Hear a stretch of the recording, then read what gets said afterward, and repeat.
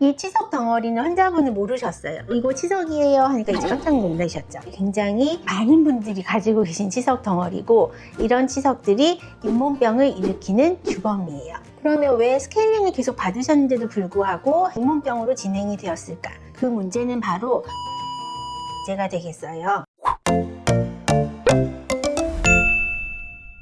안녕하세요.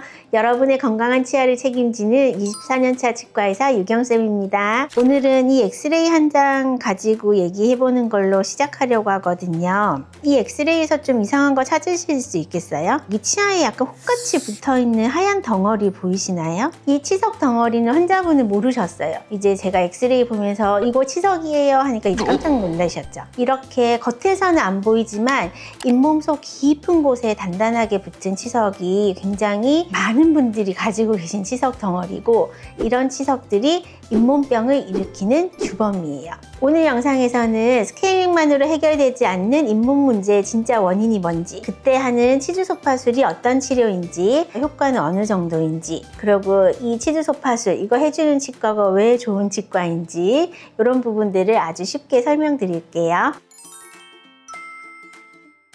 스케일링은 치아 겉에 보이는 부분, 아니면은 잇몸 속 한 1mm, 2mm 정도의 얕은 부분에 있는 플라그나 치석을 제거하거든요. 사실 이 환자분은 스케일링을 그러면 평생 안 받으셨나? 아니거든요. 1년에 한 번씩은 꾸준히 받던 분인데, 그래도 잇몸이 자꾸 붓고 피가 난다, 그리고 입냄새도 나는 것 같아, 이러고 이제 저를 한번 찾아오셨는데 이런 상태였던 거죠.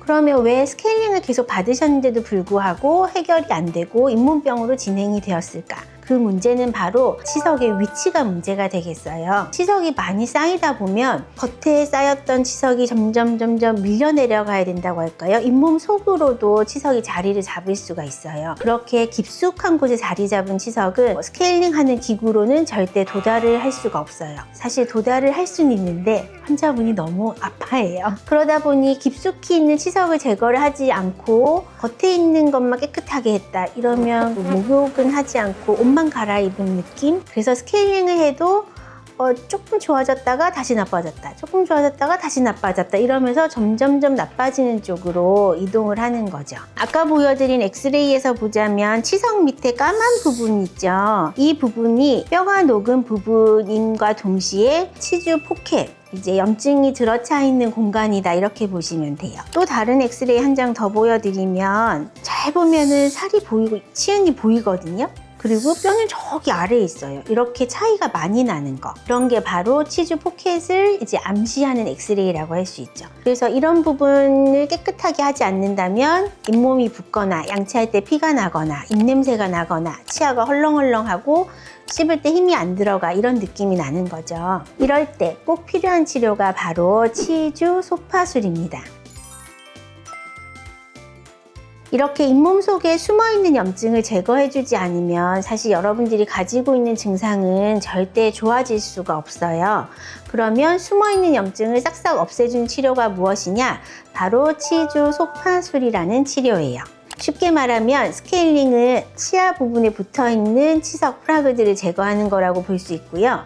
치주 소파술은 잇몸 아래쪽에 있는 염증을 제거하는 치료라고 볼 수 있어요. 결국 치아에 붙어있냐, 잇몸 속에 있냐, 부위가 다르다고 이해하시면 되겠어요. 이 환자분 같은 경우는 이제 이렇게 작은 어금니 앞에 사선으로 잇몸뼈가 녹아 있거든요. 실제로 내 잇몸은 사선이냐?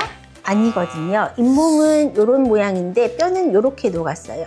그러면 이 차이만큼이 바로 포켓이 되는 거죠. 포켓 깊이가 3mm 이상 되는 부분들에는 사실 뿌리 표면이 깨끗하지도 않고 거친 치석들이 잔뜩 붙어 있고 염증 조직들이 옆에 막 뭉글뭉글 모여 있거든요. 변질된 염증 조직까지 싹 제거를 해내야 되기 때문에 치주 소파술이 필요해요. 그럼 치주 소파술 어떻게 진행되는지 차례대로 한번 말씀드릴게요. 먼저 첫 번째, 마취. 다들 싫어하시죠? 마취가 정말 필수입니다. 말씀드렸듯이 기구가 잇몸 속을 들어가야 되고 잇몸의 염증 살을 이제 긁어내야 되기 때문에 안 아플 수가 없거든요. 그래서 치료를 받으시려면 마취를 필수로 하고 진행을 해야 해요. 그 다음에 이제 포켓 깊이 어느 정도까지 치석이 들어가 있는지, 어느 정도까지 염증이 진행되어 있는지를 약간 이제 기구로 측정을 하거든요. 프로빙을 한다라고 말을 하는데, 사실 이 프로빙 검사는 마취를 하지 않고도 할 수 있지만 할 때 보면 환자분들이 따끔따끔해 하시거든요. 그래서 치료 전에 마취를 하고 하면 훨씬 편하시죠. 마취를 하고 이제 포켓 깊이를 쟀다면 그 후에는 보통 스케일링 하는 거와 비슷한 기구, 윙 물러오는 그런 기계로 다다다다 하면서 잇몸 깊은 곳에 있는 단단한 치석들을 깨끗하게 제거를 해내고요. 그리고 네 번째로 큐렛이라는 기구로 이제 부어있고 변성된 잇몸의 염증 조직을 직접 긁어내게 돼요. 이런 부분들을 근데 환자분들이 나 지금 치석을 떼고 있네, 염증 조직을 떼고 있네, 이렇게 구별을 하실 수는 없고 마취를 했기 때문에 멍멍한 상태로 뭘 하는 것 같은데 이런 기분이시거든요. 그래서 저는 소파수를 할 때 환자분들이 무서워하시면 그냥 마취하고 받는 스케일링이라고 생각하세요 라고 말씀드려요. 사용하는 기구는 다르고 이제 조작술은 다르지만 환자분들이 그런 미세한 차이를 느끼실 수도 없고 그거를 막 걱정하실 필요도 없기 때문에 좀 깊게 받는 스케일링 정도다라고 이해하시면 그것만으로도 충분해요. 그리고 소파술 후의 경우에 따라서는 잇몸을 좀 꼬매주는 경우도 있는데요. 대부분의 경우에는 잇몸에 항생제 연고를 넣고 기다리면 염증이 사라지면서 뿌리가 매끈해진 부분에 잇몸이 잘 부착하게 된답니다. 치주 소파수를 받고 그럼 환자분들은 변화를 느끼시냐? 사실 잇몸에 일단 피가 난다든지 붓기가 없어졌어요 라는 거는 1, 2주만 지나도 바로 느끼실 수 있는 증상이고요. 한 번, 두 번, 세 번, 네 번 정도 나눠서 소파수를 진행을 하는데 이게 다 끝나고 난 경우에는 이제 입냄새가 좀 없어졌어요 이런 말씀도 많이 하시죠. 치아의 흔들림이 줄어든다든지 그 다음에 이제 좀 씹을 수 있는 힘이 생겼어 이런 걸 느끼시려면 한두 달 정도는 보통 좀 더 필요한 것 같아요. 이렇게 소파수를 받게 되면은 사실 잇몸병이 점점 진행되는 거를 막을 수가 있기 때문에 잇몸뼈가 더 녹아서 이를 빼는 상태로 가는 것 아니면 잇몸 수술을 받아야 되는 상태로 더 나빠지는 거를 막아줄 수가 있죠. 제가 소파술한 케이스 사진 하나 보여드리면 이분 같은 경우는 엑스레이 변화로 이렇게 뼈가 재생되는 걸 보인 기간은 꽤 오랜 기간이고 이걸 찾으려고 엑스레이 찍은 건 아니에요. 다른 부분이 이제 나빠져서 엑스레이 찍다 보니 여기는 뼈가 생겼네 하고 발견이 된 거거든요. 이렇게 어금니 뒤쪽에 세모나게 뼈가 녹았던 부분이 거의 채워진 걸 보실 수가 있죠.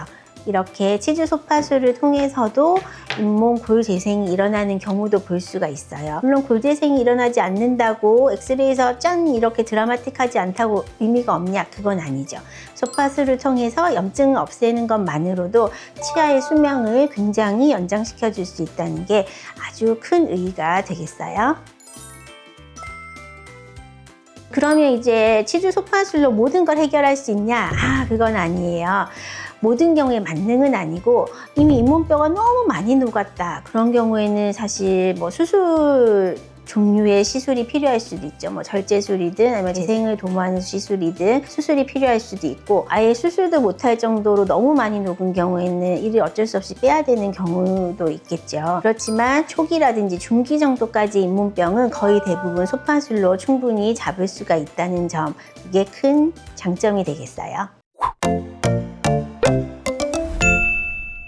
오늘의 내용 한번 정리해 볼까요? 몇 달 전에 스케일링을 했는데도 잇몸에 피가 나고 뭔가 좋아지는 느낌이 아니지 하는 경우 잇몸 치료가 깊이가 맞지 않았다라고 생각하시면 돼요. 잇몸 속 깊이 내려간 염증이 있다면 바로 소파술 같은 치료가 필요하다는 거죠. 그리고 이 치료를 정확하게 필요할 때 권해주는 치과는 정말 환자 중심으로 치료를 하는 좋은 치과라고 생각하시면 될 것 같아요.